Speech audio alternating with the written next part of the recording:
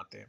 But JJ Redick, I'm just gonna cut to it. He right about supporting John Morant because John Morant didn't shoot nobody. He had an open concealed weapon, and this country does allow that. However, JJ Redick, who always acts like he doesn't know anything about NBA prior to the 92, or he got like selective vision, obviously didn't know much about David Stern. Oh, I'm sure he knew. He came across David Stern. Everybody know David Stern, the Don himself, was still the commissioner. Chances are John Morant would have been suspended for half the season last year, and probably this year would be out the hole, if not banned for life. Stern did not play with that. He liked his Negroes on the plantation to roll a certain way.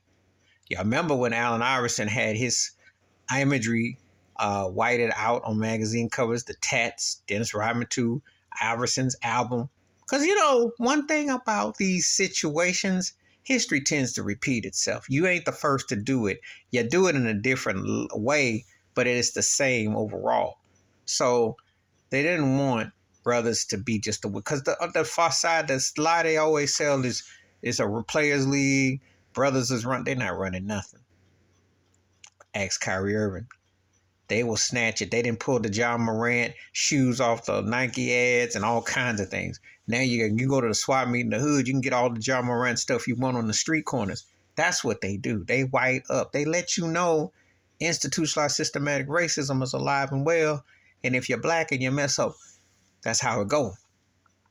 That's how it go. John ain't done on the plantation yet because as long as he play and he acts a certain, if he comes correct, they'll act like nothing happened, and they'll give him some kind of a deal. But they like the spring in his steps, the way he bounces, and he's young, and they can still exploit that. Because personally, if John Morant was to pull a Colin Kaepernick, I think that would be incredible. If he was to step away and say, I don't want to deal with it, because white supremacists is alive and well, and there's a plantation in NBA. Let's not get it twisted. And you're in places where if you're not shooting off nothing, they're blowing this up in part. Jar is supposedly the guy that scares the NBA, or does he really?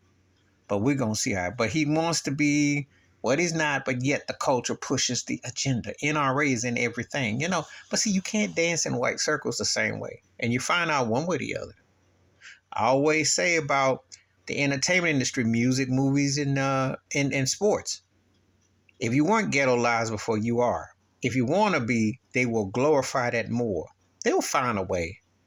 We'll see how it all plays out. But anyway, that's my thoughts and takes. JJ Redick ain't wrong.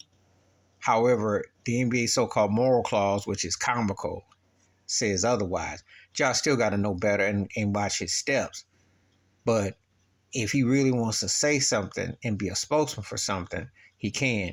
But all eyes is going to definitely be watching, because, brother, you ain't going to get so many more chances. And white folks going to pull the plugs out. Please like, subscribe, on thoughts and comments, and I do respond. Thank you. Wash your hands. Keep your mind clear. Watch out for another. Share the video if you want to. And I still think John Morant's a very good talent and got all the upside.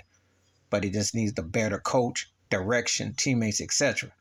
But no one in the NBA is going to care about you. It's about the bag. And they all into something.